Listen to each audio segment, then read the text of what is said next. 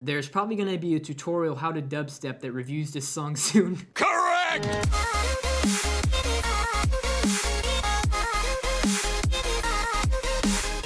Alright, yo, what is going on, guys? It is your boy MayFlwr, and as always, I hope all you guys are having a great day. By the time you guys are watching this, my new track should be out on all platforms, Spotify, iTunes, Apple Music. It's even on YouTube and SoundCloud if you guys want to listen to it there as well. So if you guys haven't went and listened to that, I would do that before watching this video because that's kind of what I'm going to be going over. But yeah, I hope you guys enjoyed the track. It was a really fun one to make. Just reading all the comments on SoundCloud and YouTube has been super inspiring. It just feels really good to get, positive feedback on something, that I actually put time into instead of like a YouTube video that took me like an hour to make or something. So thank you guys so much for the support and leaving comments and stuff. That really means a lot to me. I tried my best to make something new and fresh, at least for me, and it kind of turned into like a mess towards the end, but I kind of liked it, so I just decided to release it. That's one of my favorite things about making music. I try to look at it as art first, just start somewhere and kind of see where it goes. And I guess that's how I got some type of future-based dubstep hardstyle song. Anyways, the point of today's video, I'm just gonna open up the project file for that song and try to show you guys around, show you guys what I did differently this time. I always like seeing other artists' project files too, because it's kind of like looking into their mind. You don't really get to see that a lot. So yeah, I hope you learned something from this video. And yeah, I guess it's enough talking. So let's just jump right into it. All right, cool. So here we are inside of the project file, and like I said, it's pretty messy, so I pretty much just throw down ideas as I go, and if it works, it works. But it's still pretty straightforward. Like, I do know where everything is, and I know what everything's doing. So I guess we can get started with the very beginning. And this intro right here is super basic. There's only 3 elements going on in the entire thing. There's this bass that sounds like this. And that's actually a really super easy serum patch that you can make like 10 seconds. I could probably show you guys that.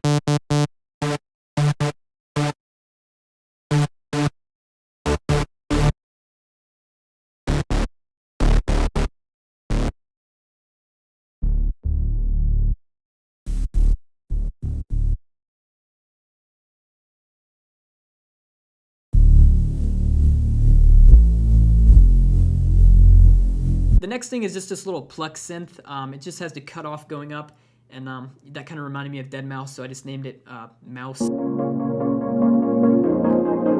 So now for, I guess, my favorite part of the track, which is these vocal chops. And this is actually the very first thing I did in this project file. I didn't even have chords or anything else. I just started out making these vocal chops. This original sample actually comes from some like EDM acapella pack or something like that. And when you're using stuff like that, you gotta be really careful because it's super easy to sound like cheesy when you use that stuff. But you can get away with a lot of stuff, if you chop it up and, use it creatively. And that's kind of what I did here. I didn't even use Slice X. I just chopped up the acapella with the slice tool and, got this little phrase.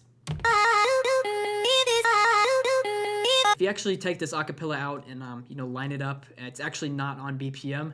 And I think that's how you can find, a lot more creative vocal chops.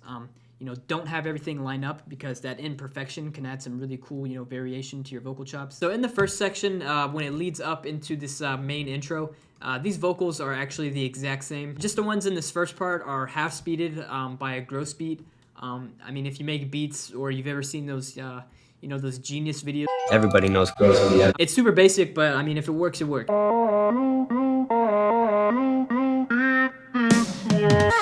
So I think now we can move on to, the real intro, which is where all these huge synths hit. So to start this off, I just made this really simple, drum pattern with some cymatics loops. Yeah, it's really simple. I can play it for you guys without all the synths.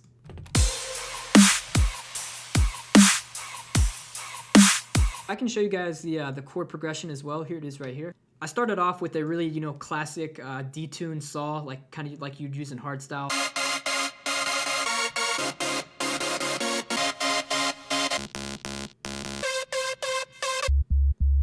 So now the entire section together sounds like this. So after an entire section of that intro, we finally get to the build. And technically the build does start right here, but I just didn't put any percussion right there. I just wanted it to all kick in right here, just to add some energy. And I think the loudest thing in the first part of this build up is this downlifter right here. It was in Serum. I had to export it for CPU purposes, but this is what that sounds like. And And playing over that is just other little vocal I have right here, and this actually comes from the Tsoki sample pack. I'm not sure which sample pack, you can probably find it somewhere. But this is a little phrase he says. Go hard when I drop, let's move it. So I just took a little section of that phrase when he says go hard, and I kind of repeated it over and over. And that actually has a pitch bend on it too. It goes down in the first part, and then it goes up in the second part. And actually that's happening like live in the track. I didn't export that, so you can see him actually shrinking up and expanding when I play it.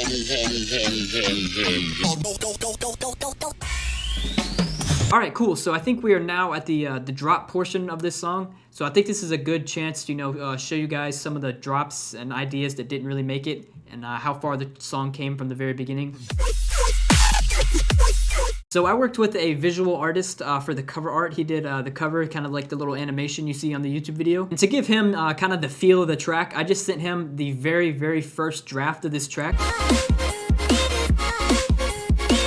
Then I just kind of decided that was too much, so I just switched it up to the normal pattern. So just switching back and forth to this final version versus this rough idea, it's pretty crazy.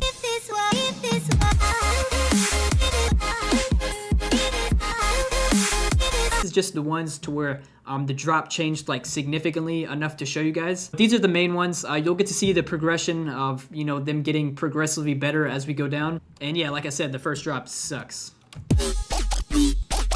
Scrap that idea completely. Tried to work a little bit more with that bass from the second one. Ended up hating both of those and trying something completely different again. Now you can hear we're getting close to that final product. And then finally the one I decided to go with.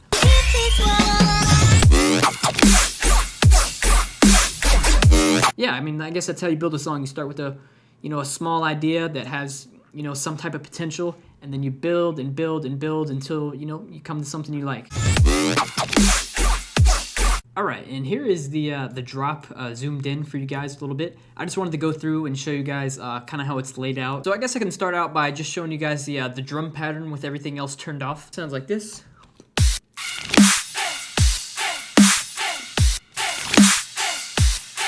And this top line up here is actually just some noise. The first hit is white noise on every kick and snare. And in the middle of those is just like screech sound effect that kind of just sits in the background. That sounds like this. Having those little background sounds in a dubstep drop can really help a lot of the time.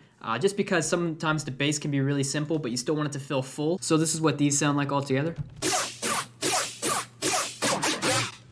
Obviously, you know, going back and forth like that is like a common thing you do in dubstep or rhythm. And this is what the pattern looks like for these. Just kind of like a little stab to introduce each little phrase.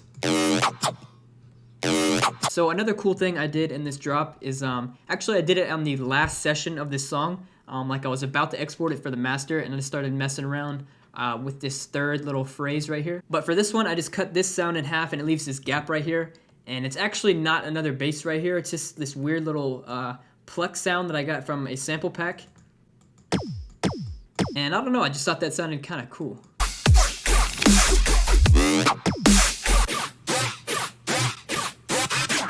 Mostly with the LFOs, but I do have some pitch bends, like up the starts of each of them. That first little stab actually has a pitch bend going up, and then I take it off, and then I put it back on. So they kind of go back and forth. Kind of like the smaller basses do, just in bigger time intervals, I guess. Doing little things like that is always cool. Alright, so I had to open up another project file just because the one we were on had a bunch of CPU problems, and I'm about to recreate the main bass, and I didn't want you guys to have to listen to that with a bunch of crackling in the background. So yeah, I'm just gonna try my best to do a little rundown of the patch that's the main bass sound, and I'm gonna try to do it without cuts or anything, so you guys can see, you know, exactly what I'm doing. So the wavetable I started out with for the beginning was actually from Virtual Riot's second pack, and it's called Dying Saw, which is actually a cool wavetable just to start out with in general. It sounds like this. Alright, cool. So now we need to make the LFO shape, and this is this classic, you know, rhythm kind of shape. And we'll put that on the level. There we go. All the way up. Alright, cool. And yeah. I think next we can do this. Wavetable position.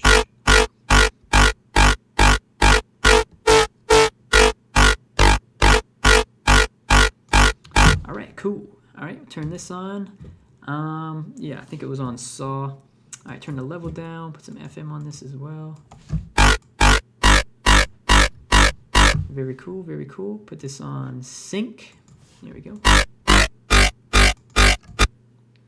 Actually, we'll use this over here for this. No, we'll use the second one. All right.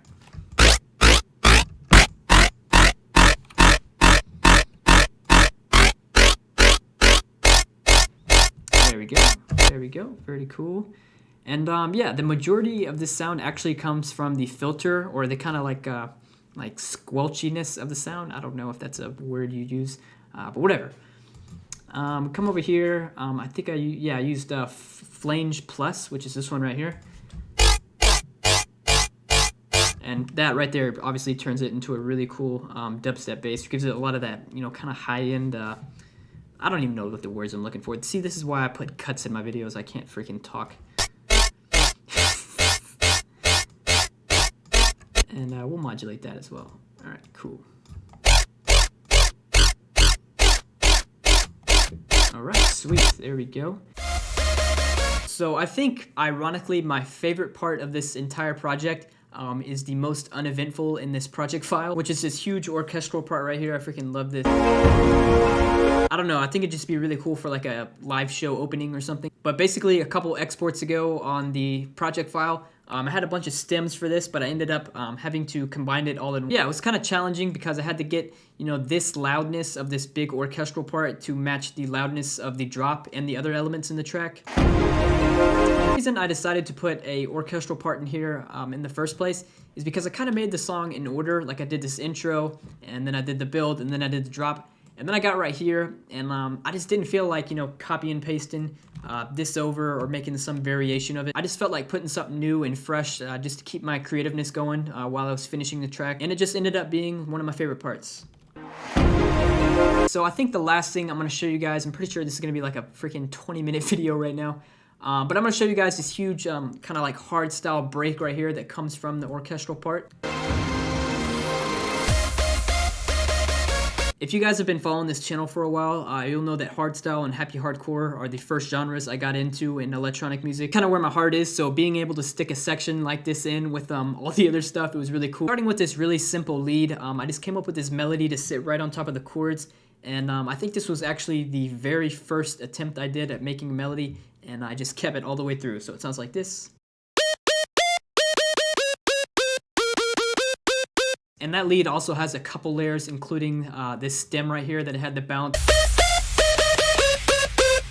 So if you listen to a lot of hardstyle, especially euphoric hardstyle, like someone like MayFlwrs or Wasted Penguins or anyone like that, you know when the melody hits, it's this huge room effect. The reverbs are crazy, and that's how you get that huge sound. I basically just have all of those leads right here highlighted, and I sent them over to a reverb send over here. One kind of, you know, weird thing I had to do with that, usually in a hardstyle track, the spaces in between the chords and the rhythm of the melody, usually they'd be more spread out. So you would usually have to take that reverb and sidechain it to the actual notes. So when they hit, the reverb's not hitting, and then when they're not, the reverb is. So it kind of creates that pumping effect. But that didn't really work for me right here because the spaces in between all the notes were way too small, so you could barely hear it, and I just still wanted that huge effect. So I just threw the reverb on and kind of left it, no sidechain compression on the notes. Kind of weird right there, but you know, it worked. But other than that, I think that is about all I have time to show you guys. I really hope y'all enjoyed seeing this project file, and maybe you saw something that, you know, you can apply to your own tracks. But I think that's enough talking now, so we can cue the outro. Alright, thank you guys so much for watching. If you made it to the end, hope you guys enjoyed the video. Maybe you learned something, maybe you didn't. I remember when I was first starting out, seeing other artists' project files and seeing how they did things, it really helped me out, so maybe do the same for you guys. And once again, I just want to say thank you to you guys, you know, for the support lately. I'm really excited for this upcoming year, you know, for what we can do on this channel and with my own personal music. So 2019 is gonna be crazy for sure. It's just super cool, you know, moving forward, knowing so many people have my back. It really does mean so much to me, whether you guys know it or not. But anyways, I think it's gonna do it for today, boys. I hope you guys enjoyed the video. And yeah, I'll catch you guys in the next one. Peace out.